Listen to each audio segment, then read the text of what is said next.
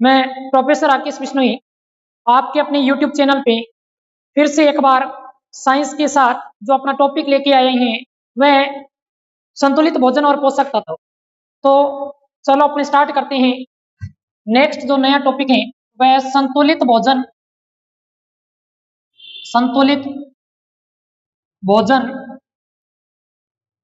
और पोषक तत्व। संतुलित भोजन और पोषक तत्व। तो बेटा अपने को पहले ध्यान होना चाहिए कि संतुलित भोजन कौन सा होता है। संतुलित भोजन क्या होता है, इसके अंदर कौन कौन से तत्व उपस्थित होने चाहिए।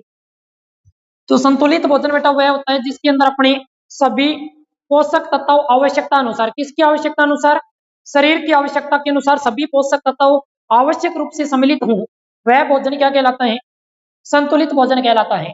तो संतुलित भोजन किसे कहेंगे, वह भोजन जिसमें शरीर की आवश्यकता अनुसार सभी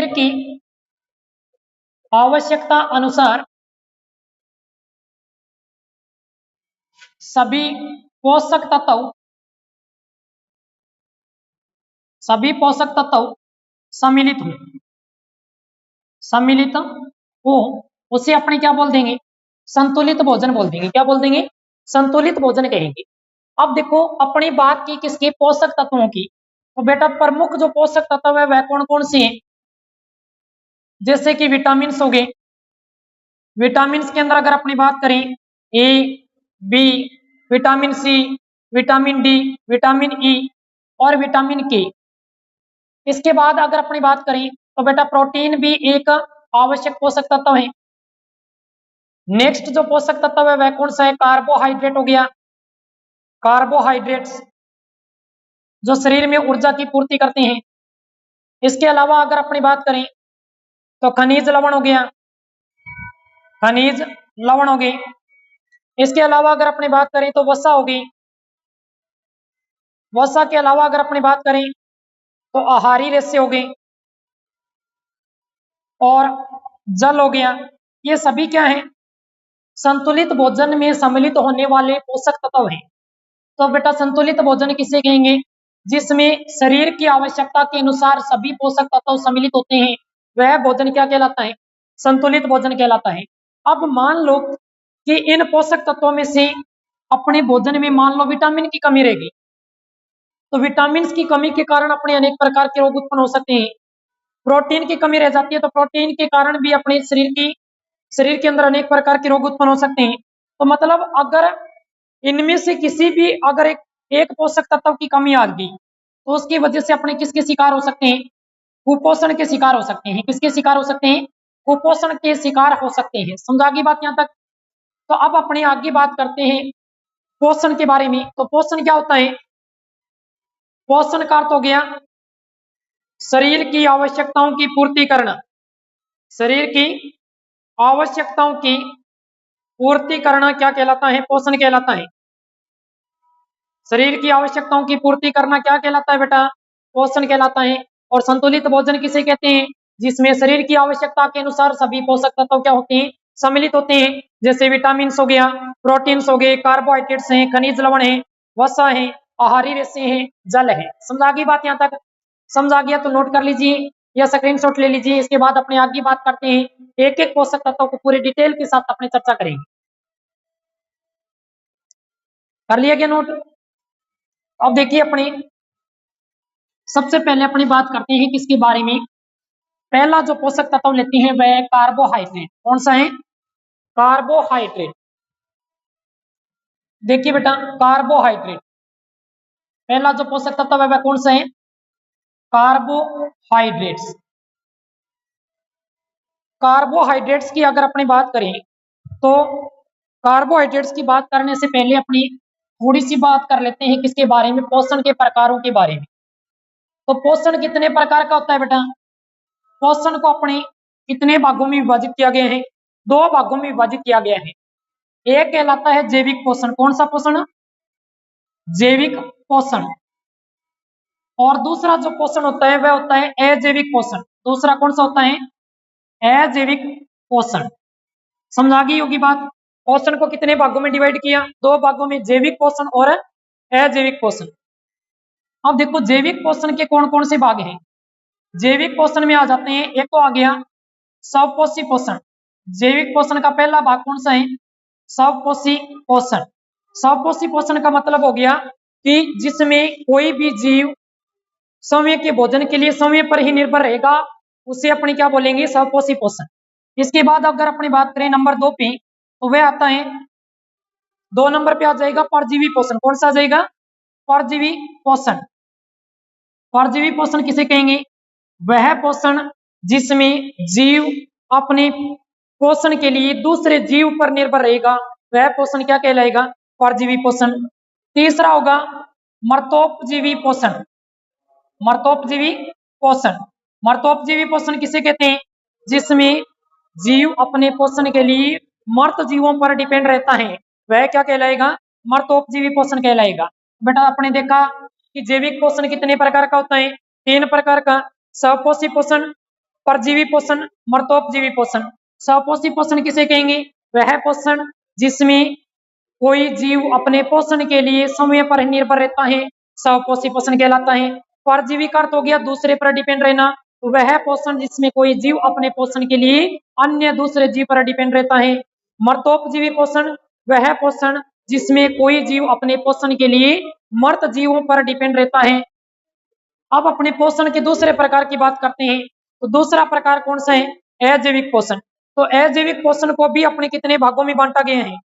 देखिए जैविक पोषण है, जैविक पोषण को अपने 3 भागों में बांट दिया। और इसके अलावा अगर अपनी बात करें तो इसमें आ जाते हैं शाकाहारी, इसके अलावा आ जाते हैं इसमें मांसाहारी, इसके अलावा इसमें आ जाते हैं सर्वाहारी। मतलब शाकाहारी जीव कौन से होते हैं? जो शाक सब्जियों का सेवन करते हैं। मांसाहारी मतलब जो मांस आदि का सेवन करते हैं। सर्वाहारी मतलब शाक सब्जी भी खा ले और धक्के चढ़े तो मांस मीट भी खा ले, वरना आप के बोल देंगे सर्वाहारी बोल देंगे। अब आप बात करेंगे कि अजैविक पोषण की, तो अजैविक पोषण को भी कितने भागों में बांटा गया है? 3 भागों में बांटा गया है। कौन कौन से? देखिए अगर अपने पहले भाग की बात करें तो पहला भाग कौन सा होगा? ये होता है ऊर्जा उत्पादक पोषण। ऊर्जा उत्पादक पोषण। तो ऊर्जा प्रदान करने वाले पोषण कौन कौन से हैं? इसमें आ जाते हैं कार्बोहाइड्रेट्स। क्या आ जाते हैं? कार्बोहाइड्रेट्स। इसके बाद दूसरा आ जाता है वसा। मतलब ये 2 पोषक तत्व ऐसे हैं जो अपने शरीर को क्या करते हैं? ऊर्जा प्रदान करते हैं। कार्बोहाइड्रेट से जो ऊर्जा मिलती है उसका संग्रहण अपने शरीर में मांसपेशियों में होता है। कहाँ होता है? मसल्स में होता है। और मांसपेशियों के द्वारा अपने डेली के कार्य वो संपादित किए जाते हैं। तो डेली के कार्य को संपादित करने के लिए जो अपने शरीर में संग्रहित ऊर्जा होती है वह किससे होती है? कार्बोहाइड्रेट से। और जो वसा के द्वारा संग्रहित ऊर्जा होती है वह अपनी त्वचा के अंदर संग्रहित होती है। जब अपने उपापचय क्रियाएं गड़बड़ा जाती है तो कार्बोहाइड्रेट का सही रूप से पाचन नहीं हो पाता है, या फिर जिस दिन अपने उपवास या व्रत रखते हैं, मतलब जिस दिन अपने कोई भी भोजन के रूप में कोई भी पोषक तत्व ग्रहण नहीं करते हैं, तो उस दिन जो वसा के द्वारा संग्रहित ऊर्जा है वह अपने शरीर को क्या करती है? ऊर्जा प्रदान करती है। समझा की बात? तो ऊर्जा उत्पादक पोषण कौन कौन से? कार्बोहाइड्रेट्स और वसा है। इसके बाद दूसरा टाइप है अजैविक पोषण का, वह कौन सा है? कि उपापचयी क्रियाओं को नियंत्रित करने वाले पोषण। तो इनको अपने क्या बोलेंगे? उपापचयी नियंत्रक पोषण। क्या कहेंगे? उपापचयी नियंत्रक पोषण, जिसमें कौन कौन से पोषण आ जाते हैं? विटामिन पोषक तत्व आ गए, इसके अलावा खनिज लवण, ये सारे के सारे अपनी उपापचयी क्रियाओं पर क्या करते हैं? नियंत्रण रखते हैं। उपापचयी क्रियाओं को सुचारू रूप से बनाए रखने का कार्य कौन करते हैं? विटामिन और खनिज लवण करते हैं। और बेटा तीसरा जो इसका प्रकार है अजैविक पोषण का, वह वृद्धि नियंत्रक पोषण। वृद्धि नियंत्रक पोषण। तो वृद्धि नियंत्रक पोषण के अंदर कौन से पोषक तत्व आते हैं? प्रोटीन्स। कौन से पोषक तत्व आते हैं? प्रोटीन्स। तो अपनी बात की किसकी? पोषण की। पोषण को कितने भागों में विभाजित किया? 2 भागों में, जैविक पोषण और अजैविक पोषण। जैविक पोषण के कितने भाग हैं? 2 भागों में डिवाइड किया गया है। कौन कौन से? एक भाग की बात करें स्वपोषी पोषण, परजीवी पोषण और मर्तजीवी पोषण। और दूसरा भाग की बात करें तो दूसरा भाग के अंदर कौन कौन से जीव आते हैं? शाकाहारी, मांसाहारी और सर्वाहारी। अजैविक पोषण को कितने भागों में विभाजित किया? 3 भागों में। ऊर्जा उत्पादक पोषण जो ऊर्जा प्रदान करते हैं वे कार्बोहाइड्रेट और वसा पोषक तत्व है। उपापचय नियंत्रक पोषण मतलब जो अपनी पाचन से संबंधित क्रियाएं या मेटाबॉलिज्म से संबंधित क्रियाओं को नियंत्रित करते हैं वे पोषक तत्व कौन से? विटामिन और खनिज लवण है। और इसके बाद जो अपने शरीर की वृद्धि को नियंत्रित रखने का कार्य करते हैं वे पोषक तत्व कौन से? प्रोटीन से। समझा गई बात? यहाँ तक समझा गई? तो चलिए अपने आगे चलते हैं, एक एक पोषक तत्व को लेके और अपनी पूरी डिटेल से बात करते हैं। देखिए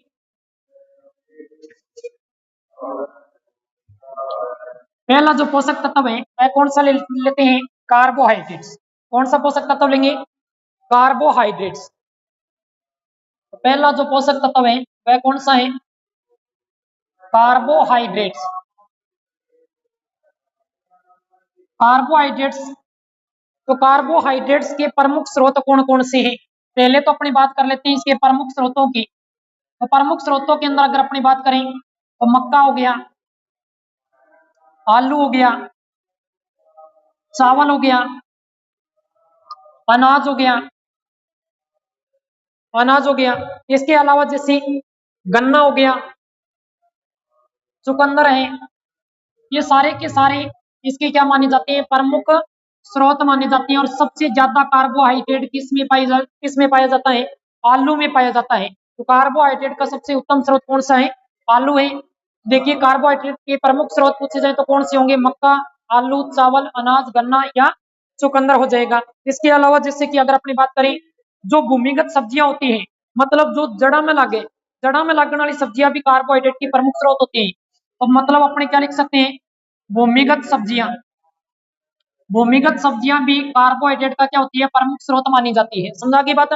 अब अपने से बेटा पूछ लिया जाता है कि अगर अपने 1 ग्राम कार्बोहाइड्रेट का प्रयोग किया जाए तो 1 ग्राम कार्बोहाइड्रेट का दहन करने से कितनी ऊर्जा मुक्त होती है? दहन करने से जो ऊर्जा मिलती है वह कितनी मिलती है? 4.2 किलो कैलोरी ऊर्जा प्राप्त होती है। कितनी ऊर्जा प्राप्त होती है? 4.2 किलो कैलोरी ऊर्जा प्राप्त होती है। मतलब अगर अपने शरीर में 1 ग्राम कार्बोहाइड्रेट का दहन होता है इससे अपने शरीर को कितनी ऊर्जा मिलती है? 4.2 किलो कैलोरी ऊर्जा प्राप्त होती है। और एक व्यक्ति को प्रतिदिन कितने कार्बोहाइड्रेट की आवश्यकता होती है?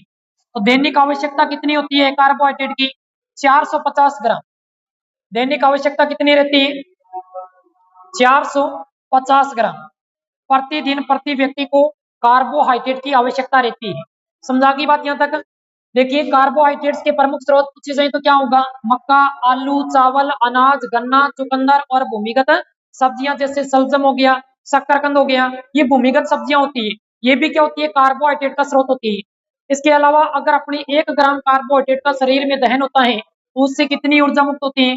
4.2 किलो कैलोरी ऊर्जा प्राप्त होती है। और अपने शरीर को प्रतिदिन कितने कार्बोहाइड्रेट की आवश्यकता रहती है? 450 ग्राम कार्बोहाइड्रेट की आवश्यकता रहती है। समझ आ गई होगी बात? यहाँ तक समझ आ गया तो नोट कर लीजिए, या स्क्रीनशॉट लेना चाहते हैं स्क्रीनशॉट ले लीजिए फटाफट। इसके बाद अपने आगे बात करते हैं कार्बोहाइड्रेट्स के प्रकार के बारे में।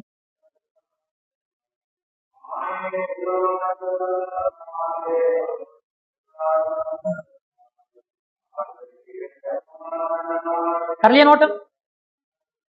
अब देखो अब अपने आगे बात करते हैं किसके बारे में? कार्बोहाइड्रेट के प्रकार के बारे में। देखिए कार्बोहाइड्रेट्स के प्रकार कितने प्रकार होते हैं बेटा? कार्बोहाइड्रेट के कितने प्रकार होते हैं? कार्बोहाइड्रेट को अपने कितने भागों में विभाजित कर दिया? 3 भागों में विभाजित कर दिया। कितने भागों में विभाजित करेंगे? 3 भागों में विभाजित करेंगे। और 3 भाग है कौन कौन से? 3 भागों की अगर अपनी बात करें तो पहला भाग होता है मोनोसेकेराइड। पहला भाग कौन सा होता है? मोनोसेकेराइड।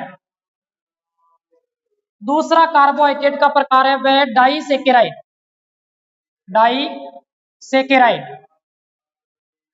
तीसरा जो प्रकार है वह पॉलीसेकेराइड। तीसरा प्रकार कौन सा है? पॉलीसेकेराइड।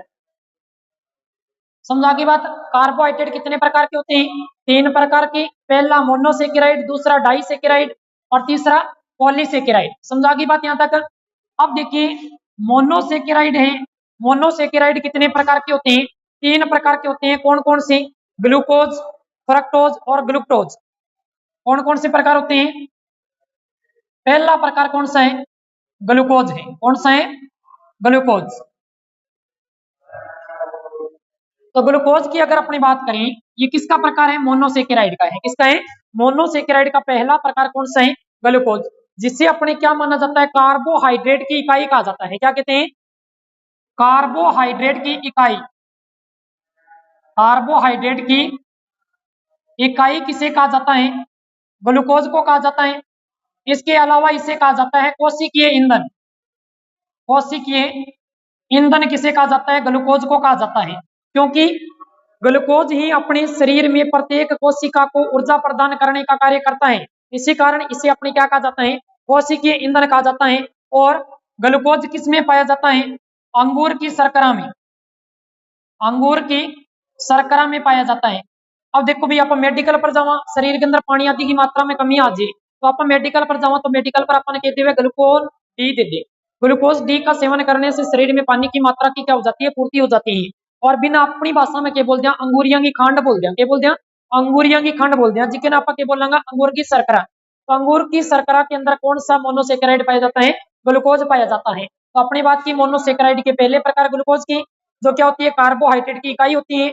इसे क्या कहा जाता है? कोशिकीय ईंधन भी कहा जाता है। यह किस में पाई जाती है? अंगूर की शर्करा में पाई जाती है। समझा की बात? इसके बाद अपनी बात करते हैं नंबर 2, जो मोनोसेकेराइड है वह है फ्रक्टोज। दूसरा मोनोसेकेराइड कौन सा है? फ्रक्टोज। तो देखो फ्रक्टोज की अगर अपनी बात करें तो ये फ्रक्टोज किसमें पाया जाता है? पके हुए फलों के अंदर जो मीठापन होता है या मिठास उत्पन्न होता है, तो पके फलों में मिठास उत्पन्न होने का कारण कौन सा मोनोसेकेराइड है? फ्रक्टोज है। पके फलों में मिठास का कारण, पके फलों में मिठास का कारण कौन सा मोनोसेकेराइड है? फ्रक्टोज है। तो बेटा ये किस में पाया जाता है?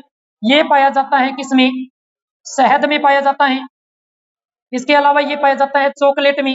किसमें पाया जाता है? चॉकलेट में भी पाया जाता है। इसके अलावा ये किसमें पाया जाता है?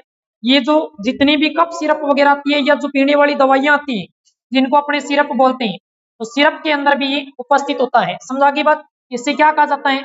फल शर्करा भी कहा जाता है। क्या कहते हैं? फल शर्करा भी कहा जाता है। तो इसका जो दूसरा टाइप है वह कौन सा है? फ्रक्टोज है, जो पके फलों में मिठास का कारण बनता है। ये किस में पाया जाता है? शहद में पाया जाता है, चॉकलेट में और सिरप में। इसे क्या कहा जाता है? फल शर्करा भी कहा जाता है। इसके बाद देखिए इसी मोनोसेकेराइड का जो तीसरा प्रकार है वह कौन सा है? ग्लूकोज है। कौन सा है? ग्लूकोज। तो ग्लूकोज है, ये कहाँ पाया जाता है? ये फ्रक्टोज के साथ पाया जाता है। किसके साथ पाया जाता है? फ्रक्टोज के साथ पाया जाता है। और फ्रक्टोज के साथ पाया जाता है तो ये किस में उपस्थित होता है? शहद में उपस्थित होता है। किस में उपस्थित होता है? शहद में। तो ये था अपनी मोनोसेकेराइड का तीसरा प्रकार। समझा की बात? पहला प्रकार मोनोसेकेराइड का ग्लूकोज हो गया, जो कार्बोहाइड्रेट की इकाई होती है। इससे क्या कहते हैं? कोशिकीय ईंधन। किस में पाया जाता है? अंगूर की शर्करा में। दूसरा मोनोसेकेराइड फ्रक्टोज, पके फलों में मिठास का कारण होता है। किसमें पाया जाता है? शहद, चॉकलेट और सिरप में पाया जाता है। इसे क्या कहते हैं? फल शर्करा कहते हैं। तीसरा टाइप है मोनोसेकेराइड का ग्लूकोज, जो फ्रक्टोज के साथ पाया जाता है। किसमें पाया जाता है? शहद में पाया जाता है। समझा की होगी बात ये तक? अब अपनी बात करते हैं किसकी? डाइसेकेराइड की। डाइसेकेराइड क्या होते हैं? मोनोसेकेराइड प्लस मोनोसेकेराइड, मतलब दो या दो से अधिक मोनोसेकेराइड मिलकर किसका निर्माण करते हैं? डाइसेकेराइड का निर्माण करते हैं। दो या दो से अधिक मोनोसेकेराइड मिलकर किसका निर्माण करते हैं? डाइसेकेराइड का निर्माण करते हैं। और इसके कितने प्रकार हैं? 3 प्रकार हैं। पहला प्रकार कौन सा है? लैक्टोज है। पहला प्रकार कौन सा है? लैक्टोज। दूसरा प्रकार कौन सा है? दूसरा जो प्रकार है वह है सुक्रोज। कौन सा है? सुक्रोज। और तीसरा जो प्रकार है वह कौन सा होगा? तीसरा प्रकार होता है माल्टोज। तीसरा प्रकार कौन सा है? माल्टोज।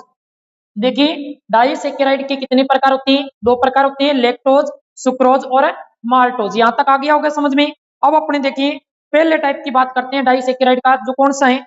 लैक्टोज है। और लैक्टोज की अगर अपनी बात करें तो लैक्टोज का निर्माण किससे होता है? ग्लूकोज और फ्रक्टोज के मिलने से। ग्लूकोज और फ्रक्टोज के मिलने से किसका निर्माण होता है? किसका निर्माण होता है? लैक्टोज का निर्माण होता है। और लैक्टोज किसमें पाया जाता है? लैक्टिक अम्ल का निर्माण किसमें होता है? लैक्टिक अम्ल किसमें होता है? दूध में पाया जाता है। किसमें पाया जाता है?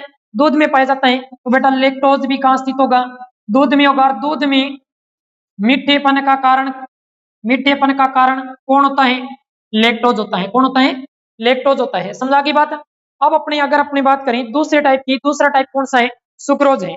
सुक्रोज का निर्माण किससे होता है, सॉरी, लैक्टोज का निर्माण होता है ग्लूकोज प्लस ग्लूकोज से, ग्लूकोज प्लस ग्लूकोज से।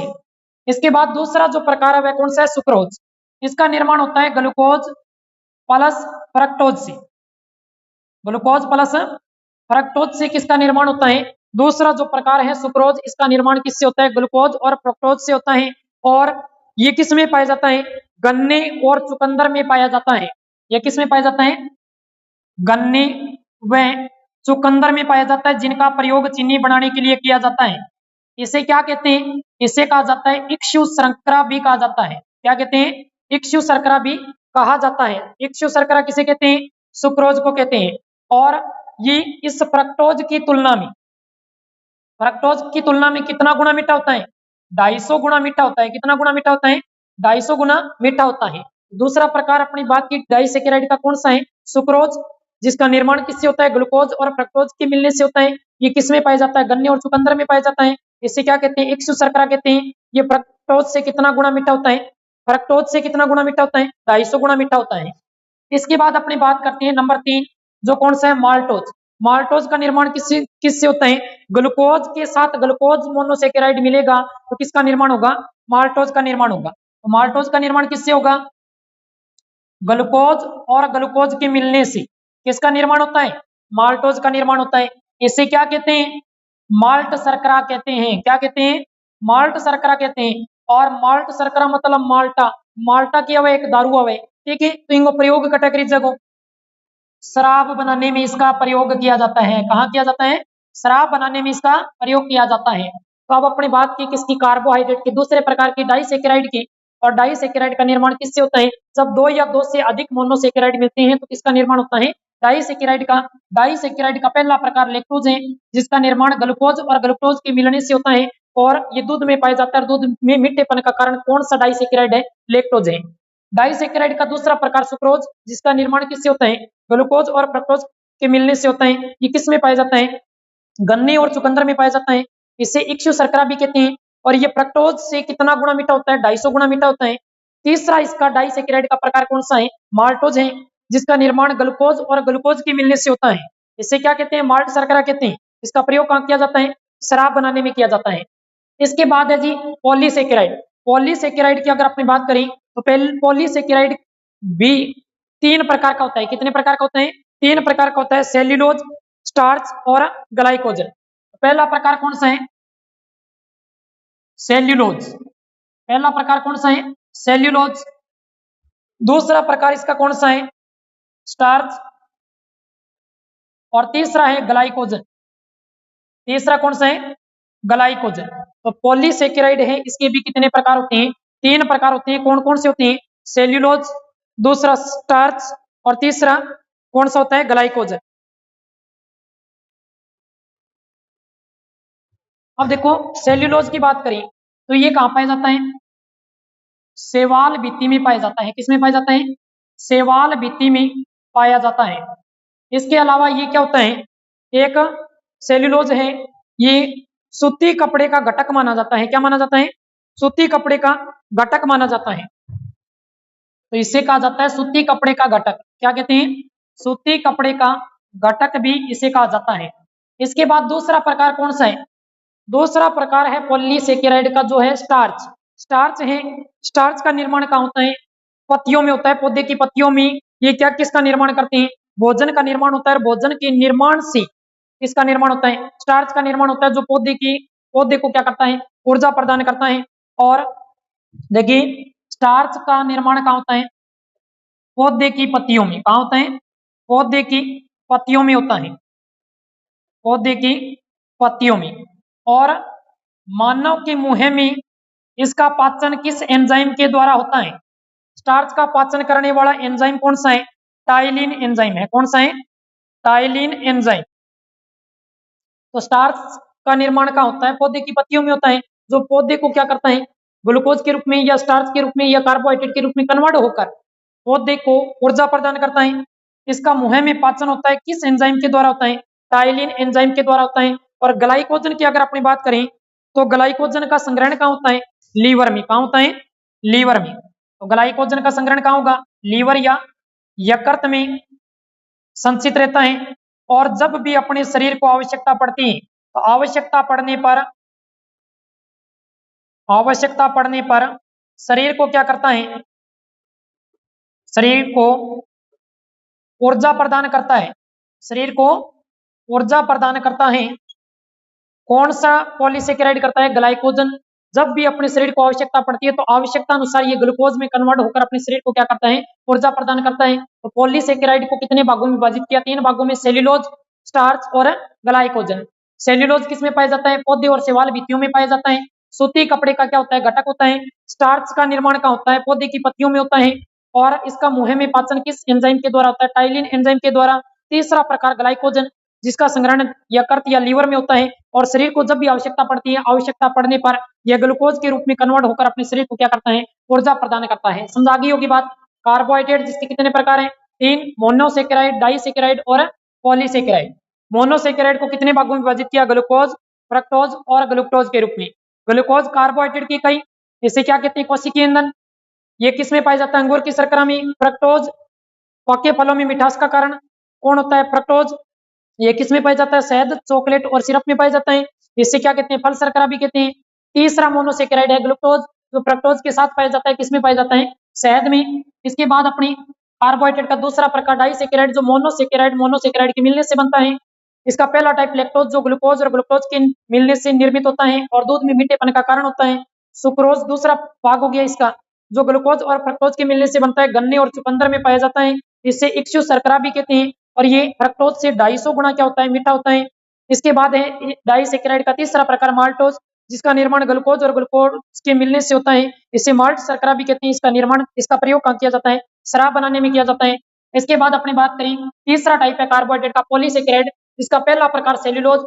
सेल्यूलोज कहाँ पाया जाता है? पौधे और शैवाल की कोशिका भित्ति में पाया जाता है और ये सूती कपड़े का घटक होता है। इसका दूसरा प्रकार कौन सा है? स्टार्च, जो पौधे की पत्तियों में पाया जाता है और मुंह में इसका पाचन किस एंजाइम के द्वारा होता है? टाइलिन एंजाइम के द्वारा। तीसरा जो प्रकार है ग्लाइकोजन, इसका संग्रहण कहाँ होता है? यकृत में। और आवश्यकता पड़ने पर शरीर को क्या करता है? ऊर्जा प्रदान करता है। समझ आ गई होगी बात मेरी। तो आज अपनी बात की किसके बारे में? पोषक तत्व के बारे में, संतुलित भोजन के बारे में। और पोषक तत्व में अपनी पूरी डिटेल और कंटेंट के साथ चर्चा की, कार्बोहाइड्रेट की। अब अपने अगली क्लास में अपनी बात करेंगे विटामिन और प्रोटीन्स के बारे में और वसा के बारे में। तो तब तक के लिए गुड बाय, मिलते हैं नेक्स्ट क्लास में। All the best, thank you.